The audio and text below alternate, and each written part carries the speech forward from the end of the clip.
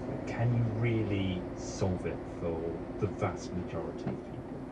The answer is yes, and I hope that this programme as well helps people to understand there is a treatment out there, so please do go and see your doctor if you're struggling with your sleep. I think there's a lot of people out there that just think, I've just got to live with this. It's been going on for so long now, there's nobody can help me, I've tried this, that and the other, that didn't work, so I'm just untreatable, and that isn't true. Faith?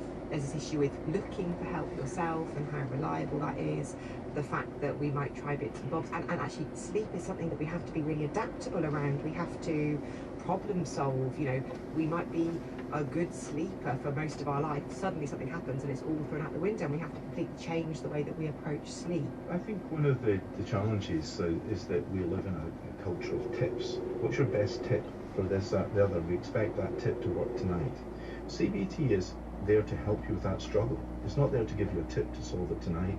It's there to treat you with respect, that you have struggled with this for a long, long time, that you have tried lots and lots of different things, and CBT is effective, not because it's heavily marketed, but because it's highly evidence-based through scores and scores and scores of clinical trials across the world.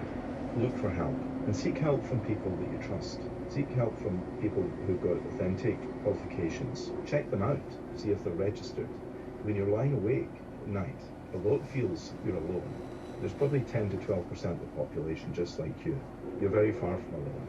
Ali, Faith, Colin, thank you so much for taking part in this programme, and huge thanks to everybody who got in touch.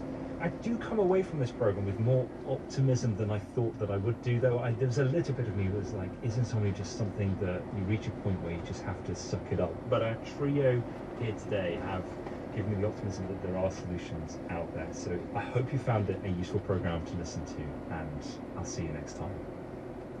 Inside Health was presented by James Gallagher and produced by Jerry Holt. You can contact the team by emailing insidehealth@bbc.co.uk.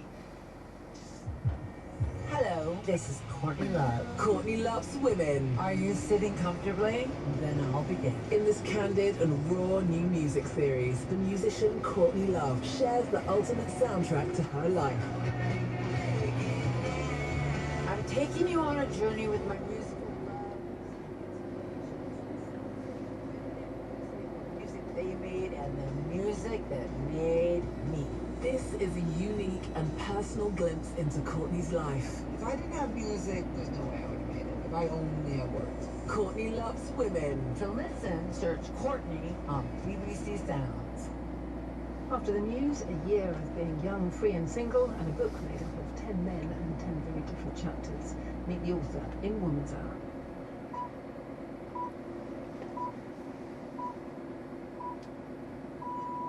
BBC News at 10 o'clock. Officials in France say at least 5 people have died after attempting to cross the channel in a small boat. It's thought a child is among the dead. The boat was carrying more than 100 people. Our correspondent, Tom Simons, was on a beach further up the French coast this morning and witnessed a different group of migrants setting off.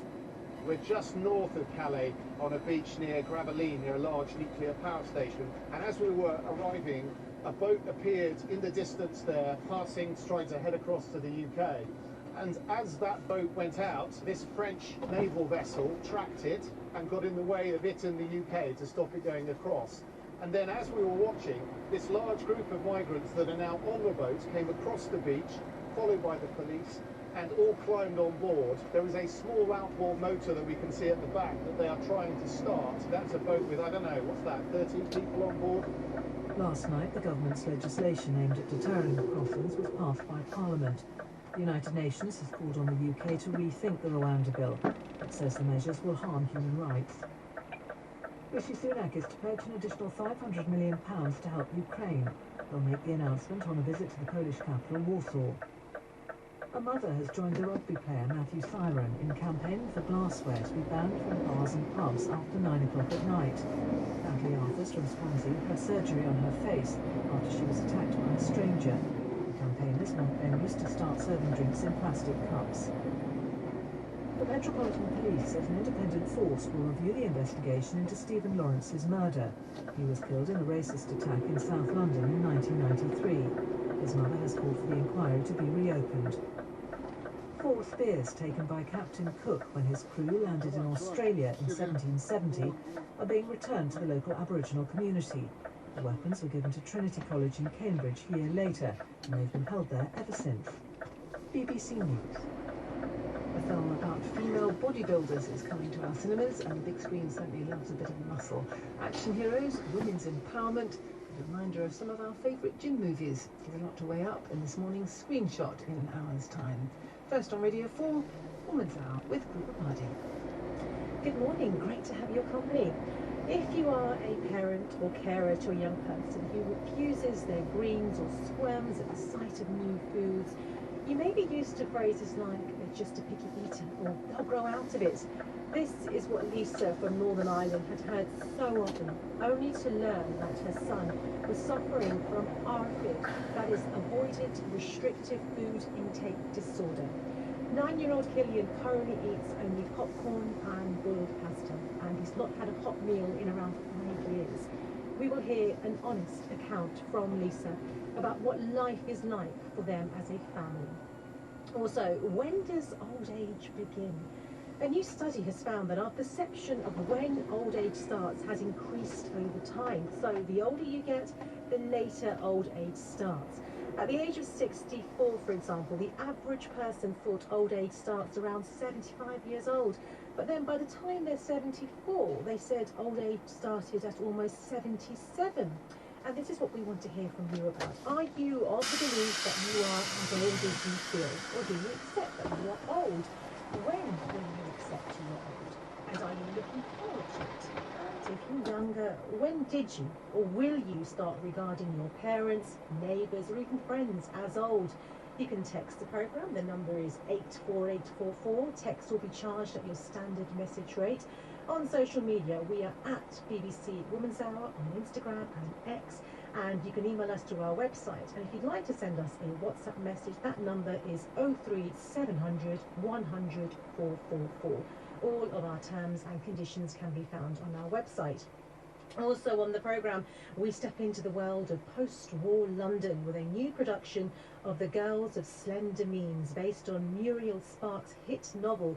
It's the summer of 1945, at a time when, as the play puts it, all the nice people in England were poor. 5 young women navigate love, aspiration and trauma. How relatable is the story today? The actor and writer Gabriel Quigley, who adapted the book for theatre, joins us. And we talk to Kitty Ruskin, the author of a new book, 10 Men, A Year of Casual Sex, a frank and at times difficult read about the state and perils of modern dating. But first, today the government has accepted an amendment to the Victims and Prisoners Bill. They say it could be a big step forward for rape victims. The amendment will help ensure extra protection for victims' counselling notes by raising the threshold that needs to be met for the police to ask for them. It is something that charities like Rape Crisis and the End Violence Against Women Coalition have been campaigning for a while now.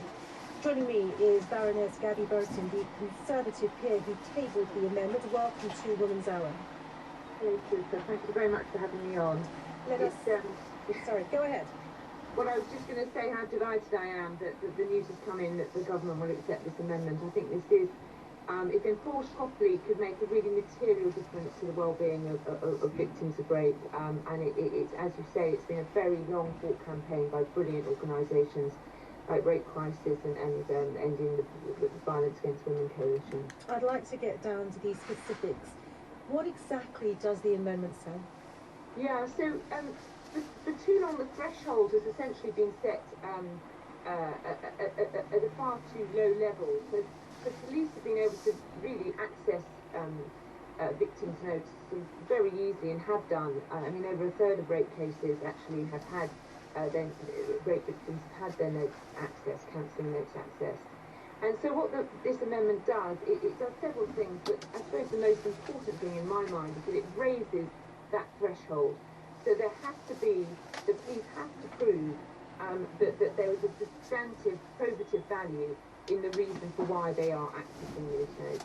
In addition to that, it will be stated on the face of the bill that there should be a presumption that those notes, therapy and counselling notes specifically, are not are not necessary to be accessed. So the police have to sort of overturn two high thresholds, if you like.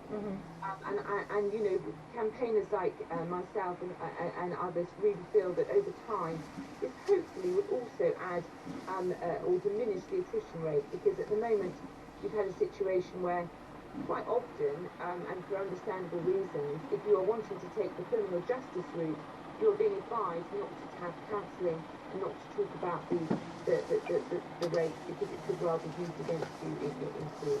And as you want to better understand that in a moment, but it's also helpful for us to understand